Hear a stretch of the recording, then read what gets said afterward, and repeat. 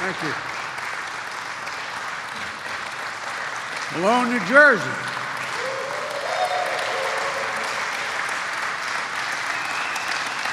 Thank you. Lieutenant Commander Becky Carroll. Well, Governor Murphy, so many of the national challenges we're confronting are areas where you're already leading, and that's not hyperbole. Whether it's making health care or preschool or college more affordable, providing paid family leave, replacing lead in pipes and protecting public health. So thanks for showing the way, pal. Thanks for showing the way. It's also good to meet my old friend, a lot of my friends in Congress, but Bill, you and I have been doing this a long time, pal. Thanks for the passport back in New Jersey in your district. And Josh Gottheimer has been the best go-between I've had trying to get all this done, whether it's the Build Back Better portion or the infrastructure portion. And Tom Malinowski's done a hell of a job, and Don Payne and Frank Pallone. I keep telling Frank, I remind him, we've been doing things together a long time. I know Delaware's small. I know how important New Jersey is. But Delaware owns the Delaware River up to the high water mark in New Jersey. So you know what I mean? And one of my favorite members of Congress who I campaigned for, and she won in spite of it, Mikey Sherrill, Lieutenant Commander of the United States Navy, naval graduate, Georgetown Law, incredible person.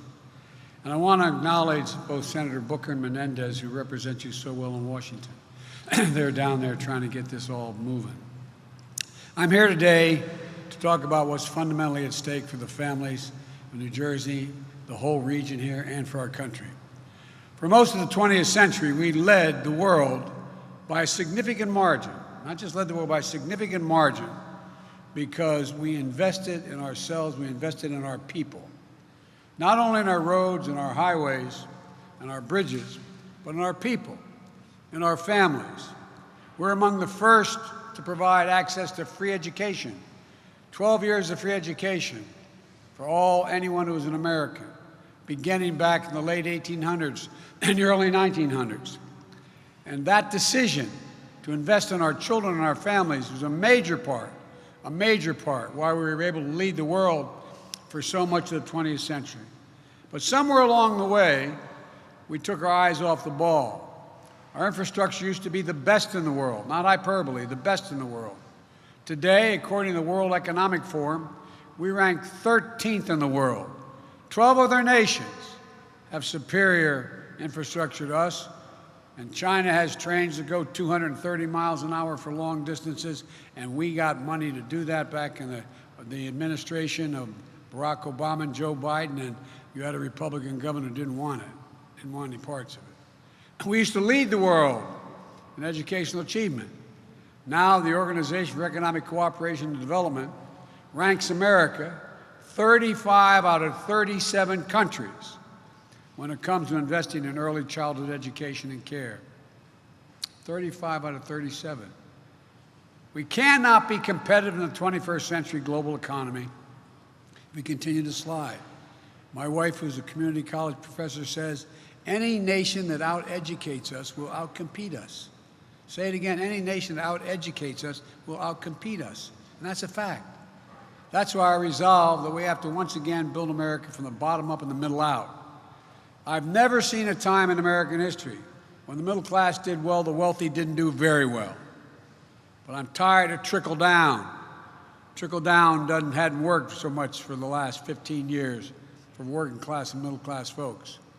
That's why I propose two critical pieces of legislation being debated back in Washington right now. These bills are not about left versus right or moderate versus progressive or anything that pits one American against another. These bills are about competitiveness versus complacency. Competitiveness versus complacency. They're about expanding opportunity, not opportunity denied. They're about leading the world or continuing to let the world pass us by. First, the infrastructure bill.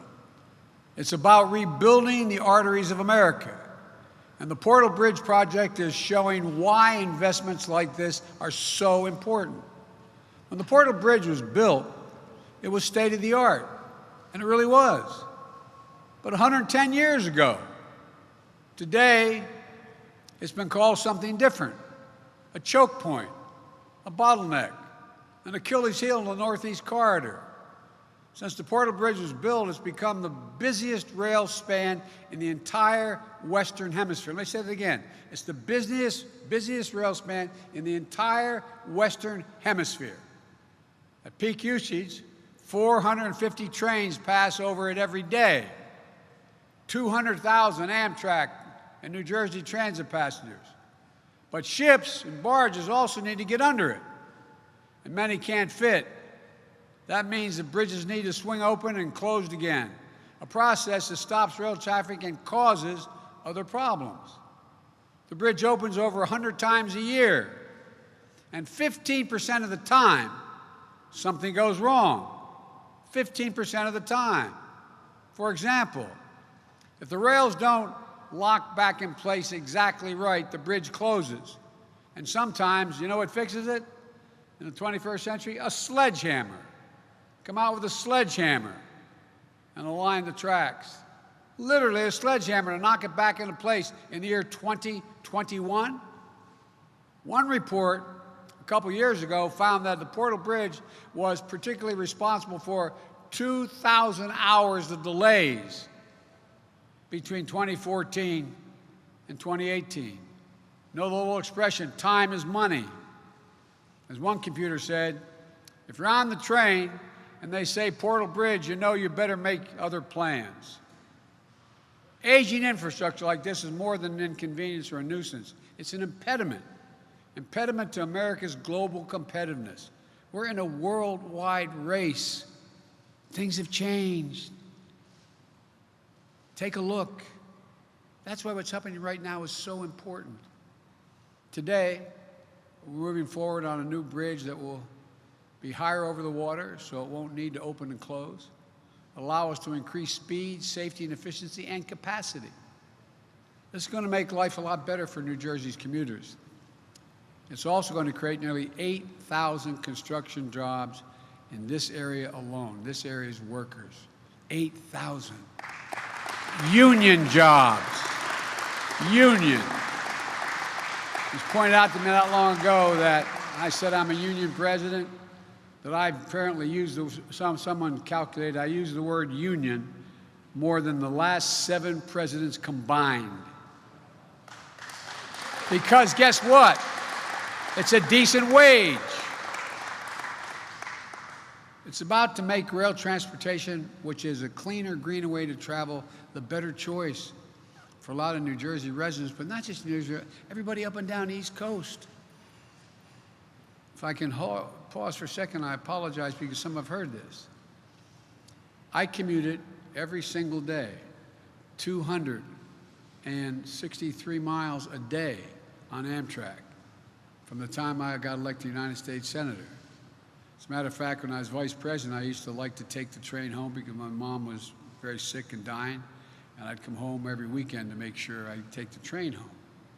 And the Secret Service, and I'm not criticizing them, legitimately would rather me fly because it's safer, because too many people can get on and off, et cetera.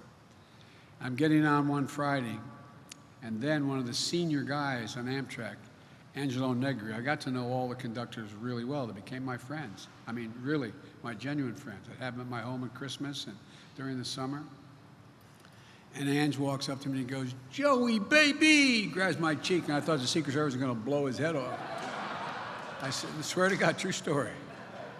I said, no, he's a friend. I said, "What's up, Ange?" He said, "Joey, I read in the paper, you travel 1,200,000 miles on Air Force planes," because they keep meticulous tabs of it. I said, "Yeah." He said, "Big," I won't say the whole thing, "big deal. So you know how many miles you travel on Amtrak, Joey?" And I said, "No." He said, "The boys and I figured out the retirement dinner." He said, "You traveled 2 million, I think it was 180, but 2,200,000 miles. I said, "How'd you get that, Ange?" He said, "Well, 267 miles a day. We figured you traveled 119 days a year for 36 years, and then you traveled as vice president." He goes, "So Joey, I don't want to hear this about the Air Force anymore. I'm a train guy because it also is the single most significant way we can deal with air pollution, the single most significant way we can deal with global warming. It's going to help the region's vital maritime industry as well by making the movement of ships and bridges safer and more efficient.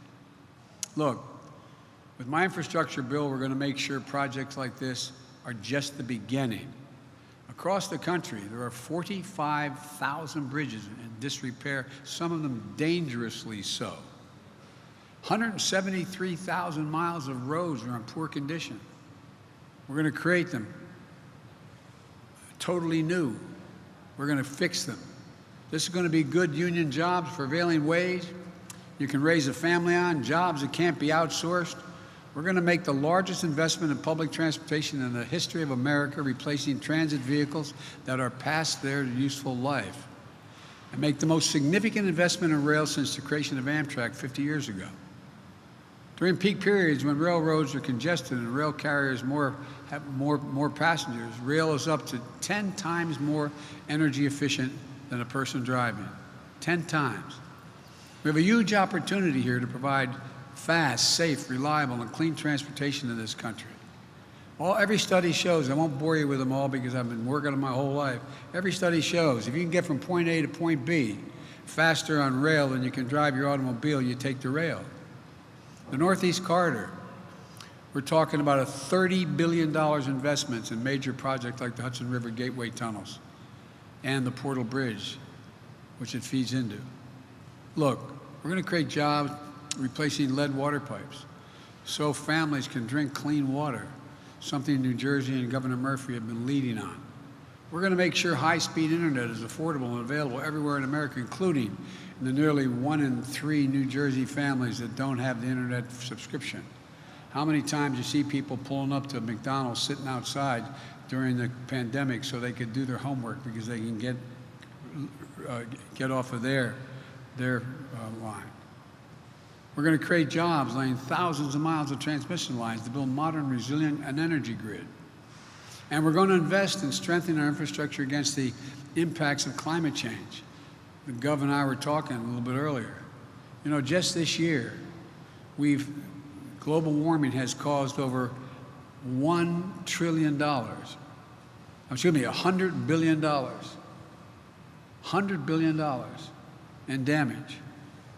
I visited New Jersey, as the governor mentioned, after the Hurricane Ida came through. The governor and several of you were with me. In Manville, we met people who had been put out of their homes by flooding. It was devastating. Water marks over people's heads. They'd show me where the water had gotten to. I told them that help was on the way. Since then, FEMA processed assistance applications for nearly 30,000 New Jerseyans and approved $150 million in repairs, replacement, and rental assistance and other needs. Between 2010 and 2020, this state has had 24 extreme weather events, 24. Nationally, extreme weather, as I said, cost the taxpayers over $100 billion a year. Our plan's going to build our roads higher, our levees stronger, our power grids more durable, all to withstand the ever-increasing ferocity and intensity of extreme weather. And with my Build Back Better plans, we're going to address the root cause of ever-increasing extreme weather and destruction, the climate crisis. We have a climate crisis. I've flown all over this nation this year in helicopters, going from Lake Mead. You know, more land, Gov, has been burned to the ground in the West, to the ground, forest, homes, than the entire state of New Jersey. From all the way down to Cape May, all the way up to the Hudson. That's how much is burned to the ground. My infrastructure bill is always part of America's work on long overdue national environmental cleanups, like cleaning up Passaic River, the nation's most expensive Superfund site. We're going to invest $42 billion in modernizing and electrifying our ports and airports, like the Port of New York and New Jersey, Newark Liberty International Airport, reducing congestion and emissions and creating thousands more good-paying union jobs. This is going to help us meet the moment of the climate crisis. in a way that creates good jobs, makes us more economically competitive, and we can breathe. Look, we haven't passed the transformative infrastructure bill for a decade. Think about this. How many times under the former guy we had infrastructure week? Not a single thing happened. We need to get this done. And it isn't enough just to invest in our physical infrastructure. We also have to invest in our people. That's what my second bill, the Build Back Better plan, does. I just had the opportunity to visit a preschool in the East End Elementary in North Plainfield. North Plain provides access to preschool for all kids 4 years and above. My plan is going to make it possible for the district to expand that program to 3-year-olds all across America. The earlier our children begin to learn, the better for themselves, their families, and for the nation. Studies show that children who have attended high-quality preschool are 50% more likely to finish high school and get a 2- or 4-year degree after high school. But right now, we're lagging behind. Today, only about half of 3- and 4-year-olds in America are enrolled in early education. In Germany, France, the UK, and even Latvia, that number is over 90%. Over 90% of 3- and 4-year-olds are in school. My Build Back Better plan gets us back on track. We'll make 2 years of high-quality preschool available to every child in America. An average 2-parent household in this state spends $15,000 to care for just one young child every year. Everybody says, how do you know? I know about this. When I got elected to the United States Senate, my wife and daughter were killed. I had 2 little boys. I was making a lot of money as a U.S. Senator, $42,000 a year, and I could not afford. That's why I started commuting every single day. Couldn't have afforded to have 2 houses and to have daycare. Thank God I have a sister who's my best friend, a brother, my mother, and my father who helped out. My Build Back Better plan is going to cut child care costs more than in half for low and middle income New Jersey residents. Under my plan, no middle-class family will spend more than 7% of their income on child care. We also extend historic middle-class tax cuts for parents by expanding the child care tax credit. Everybody talks about children, and Josh has heard me say it. I view it as a tax cut for middle-class families. A tax cut. We never have an argument when we talk about the wealthy. This is a tax cut. It changes the lives of the American people. As many people here in New Jersey understand, it means you get $300 a month for every child under the age of 6 and $250 for a child between 6 and 17. That money is already a life changer for so many working families. It's projected to cut child poverty in New Jersey by 36%. These bills are going to change the lives of millions of people in the areas and hundreds of millions of people across the country for better and for years to come. So everyone here today, especially Governor Murphy and other dedicated officials here today, thank you for showing us what's possible. Because when we make these investments, there's going to be no stopping America. We will own the future. This initiative is about betting on America, about believing in America, about believing in the American people. If you look at the history of the journey of this nation, what becomes clear is this. Given half a chance, the American people have never, ever, ever let their country down. So let's get this done. Let's move. Folks, we have the most talented workforce in the world. What are we doing? What in God's name are we doing? And by the way, you hear these numbers, 3.5 trillion or 1.75 trillion? We pay for it all. It doesn't increase the deficit 1 single cent. So let's get to work. Let's put people to work. And let's once again reestablish America as the most advanced country in the world. God bless our America, and God bless our troops. Thank you, thank you, thank you.